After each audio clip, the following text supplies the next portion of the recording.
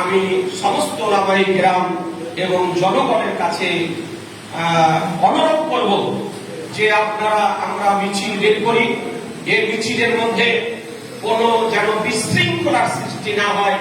অশান্তির সৃষ্টি যেন না হয়, সাম্প্রদায়িকতা যেন ক্ষুণ্ণ যেন না হয়, আমাদের আচারে আচরণে ব্যবহারে কর্মে কাজে আমাদের যেন শান্তির বার্তা, সাম্প্রদায়িক সম্প্রীতির বার্তা আমরা যেন জনগণের নিকটে, পশ্চিমবঙ্গবাসীর নিকটে যেন দিতে পারি। এই জন্য আপনাদেরকে আমি অনুরোধ করবো, বেশি কিছু না হলে যে আমাদের প্রশাসনের পক্ষ থেকে যে উদ্যোগ নিয়েছেন তার জন্য আমি ওলামায়ে কেরামদের পক্ষ থেকে তাদের আমি কৃতজ্ঞতা জ্ঞাপন করতেছি যে একটা চরম পদক্ষেপ তারা গ্রহণ করেছেন, যেন কোথাও কোনো বিশৃঙ্খলা না ঘটে,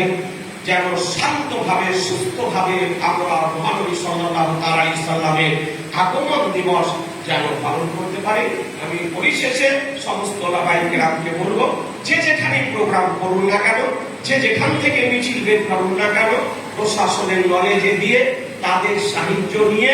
শান্তি শৃঙ্খলা বজায় রেখে সাম্প্রদায়িক সম্প্রীতির বার্তা দিয়ে আমরা যেন মিছিল করতে পারি এবং মহানবী সাল্লাল্লাহু আলাইহি সাল্লামের মহান ব্যক্তিত্বের উপরে সে ধরনের আমরা যেন আলোচনা করে মানুষের কাছে ভালো মেসেজ যেন দিতে পারি। এই সংক্ষিপ্ত আকারে আলোচনা করে আমার আলোচনার সমাপ্তি ঘোষণা করছি। আমাদের মোহাম্মদপুর অঞ্চলের একটা গুরুত্বপূর্ণ জায়গা পাকাদারগা মাদ্রাসা এবং মসজিদ এবং মাজার কমিটি,